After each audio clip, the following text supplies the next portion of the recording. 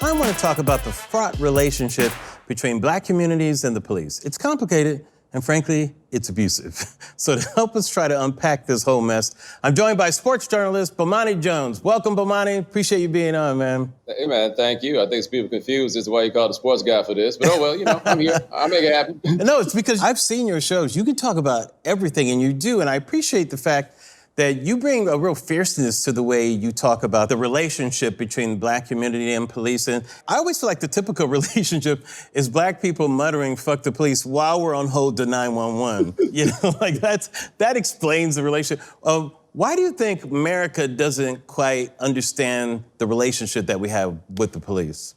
Oh, because they don't have a problem with what it is. Like, to me, it's not even a lack of comprehension as much as I think that if you think about it, and this is a real subtle thing that plays out across the board with black people in American culture, is people going out of their way to explain to you why they should not have to care that black people are being treated badly, no matter the context, no matter where it is, right? So it's like, hey, man, dude got shot in the back by the police. All right, give me a minute. I'm going to figure out a reason why it is that I am not supposed to care. And then they'll walk it back and trace it back and be like, found something in his juvenile records. There we go. Or, hey, he was smoking weed. Now, apparently it was like the kind of weed that makes you attack the police, which I personally am unfamiliar with, right?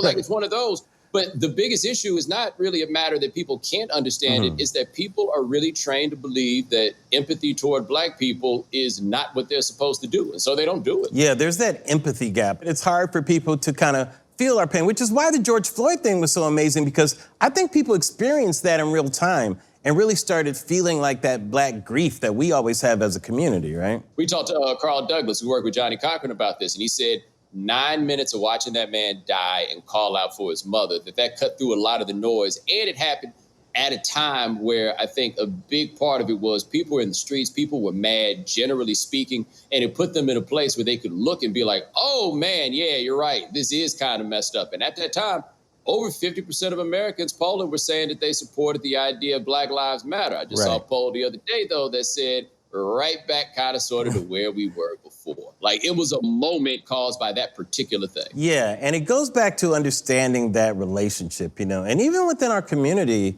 it's not always clear where people stand. Like in polling, black people often express disgust for police racism, but actually support for more police. Do you think there's a disconnect between maybe what activists are calling for and what the average person in the community might be looking for?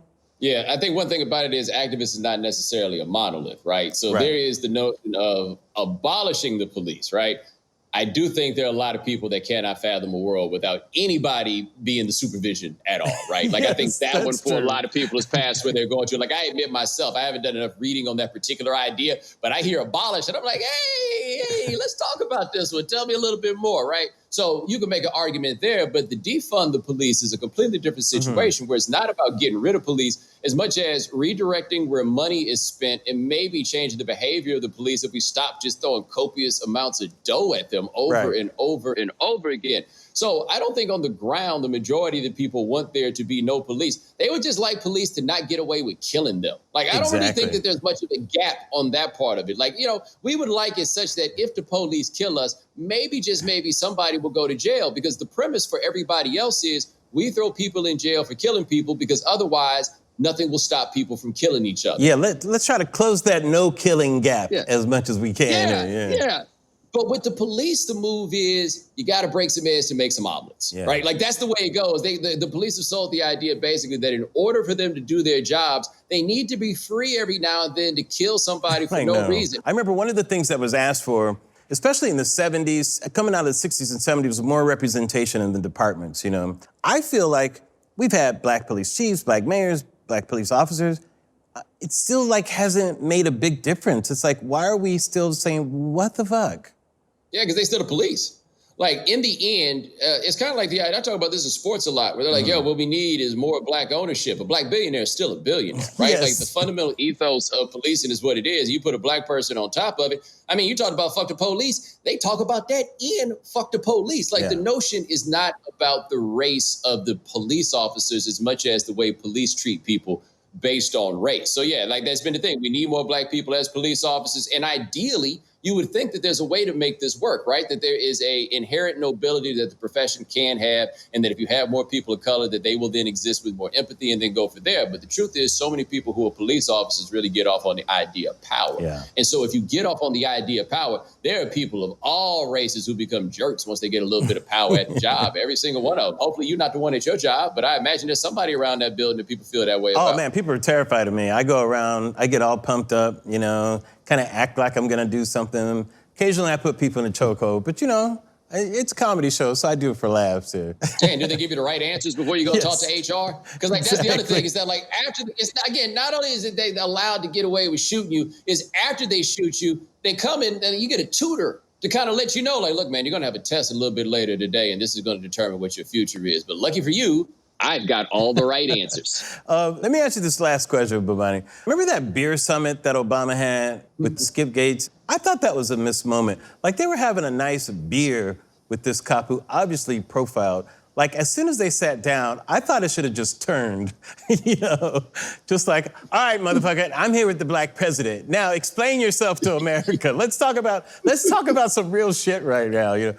Do you think that was kind of I mean, I'm joking about it, but it seemed like that was a moment where that issue was right in front of us. Not the George Floyd thing, but just the ingrained type of attitudes that are already out there all the time. Yeah, see, here's the thing about that. It was Skip.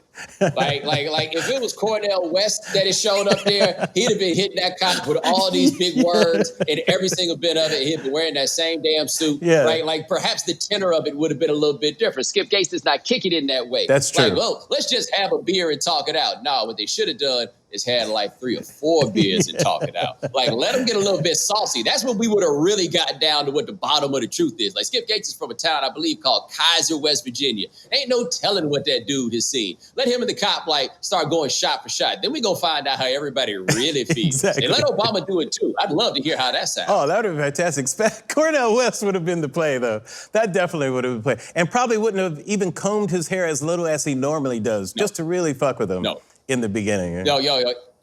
Cornell West does an amazing job of looking really rich and looking really broke all at the same time. Rich and ratchet at the same time. Rich and ratchet all at the same time. That's how he keeps people on their toes, though. That's how he does it. That's why he's an intellectual, and I'm not. There you go. Bomani Jones, thanks so much, Bomani, for joining us.